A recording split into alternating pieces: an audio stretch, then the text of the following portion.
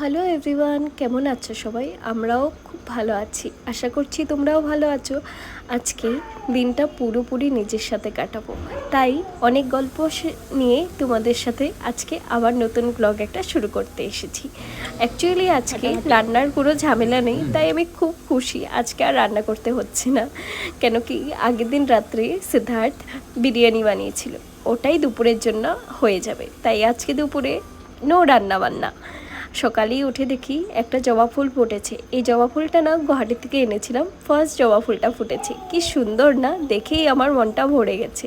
তারপর এসে দেখি ব্যালকানিতে ওয়েদারটা কি ভালো, এখানে ওয়েদার এত ভালো হয়ে আছে, গরমের তো একদম নামগন্ধ কিছু নেই। যখন মার মুখে শুনি ওই সাইডে এত গরম পড়েছে, আমার খুব অবাক লাগে। এই পাশে তো আমি ফ্যান ছাড়াই থাকছি। সিদ্ধার্থ যদি বাড়িতে আসে ওর একটু গরমটা বেশি লাগে, তাই ও তিনেই ফ্যান চালিয়ে থাকে, এসির তো কোনো প্রশ্নই ওঠে না। আর অন্য অন্য জায়গায় কি গরম, এই সাইড থেকে ভোপালে থেকে কিন্তু আমরা খুব ব্লেসড।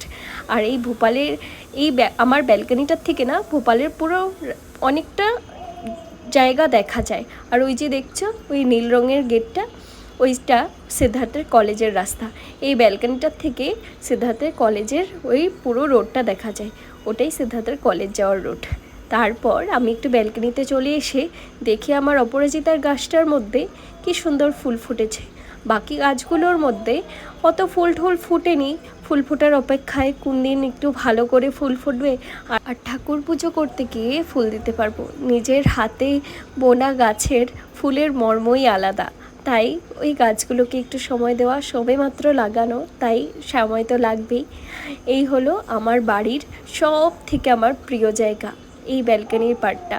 আমি ছোটো মোটো করে অনেক কয়টা গাছ লাগিয়েছি, লেবু গাছের থেকে শুরু করে ফুলের গাছ, কিছু কিছু ইনডোর আউটডোর প্ল্যান্ট, ওই মিলিয়ে মোটামুটি কিছু গাছ লাগানো। আর এই চা খাওয়ার সময়টা যখন আমি এই গাছগুলোর সাথে টাইম স্পেন্ড করি, আমার দিনটার পুরো একটা কি বলবো ফেভারিট টাইম বলা চলে। আমি সারাদিনে একটা টাইম এসে এখানে বসে অল্প টাইম গাছগুলোর সাথে স্পেন্ড করি, সাথে সাথে দেখে নিই কোন গাছে কি পোকা লেগেছে না লেগেছে, কি হয়েছে না হয়েছে, গাছগুলোর হালচাল। চা খেয়েই চলে এসেছিলাম আবার আমার ডিটক্স ওয়াটারটা খেতে। আমি কিছু খাই না খাই, সকাল সকাল আমি এই বিটরুট, হলুদ, আমলা, কারি পাত্তা অনেক কিছু দিয়ে একটা কিউব বানিয়ে রাখি, ওইটা আমি সকালবেলা ডেইলি খাই। ওটা শরীরের জন্য খুব ভালো। আর সব কিছু মর্নিং রুটিন শেষ করে চলে গেছিলাম স্নান করতে। স্নান ধান সেরে দিনের সব থেকে ইম্পর্টেন্ট পার্ট নিত্য ঠাকুর পুজো দেওয়া। পুজো করার সময় একটা জিনিসই আমার মনটা খালি খালি লাগে, ওটা হলো ফুল ছাড়া পুজো দিচ্ছি। আর অপেক্ষা করি কোন দিন আমার ঠাকুর ঘরে একটু ফুল দিয়ে পুজো করতে পারবো। আর ততক্ষণই সিদ্ধার্থ এসে গেছিল। আর এই যে দেখো বিরিয়ানি, যেটা খেতে দুর্দান্ত হয়েছিল। সিদ্ধার্থের মতন বিরিয়ানি আমি বলছি হয়তো কেউ রান্না করতে পারে না, যদি কেউ বানিয়েও থাকে আমি বলতে পারি না।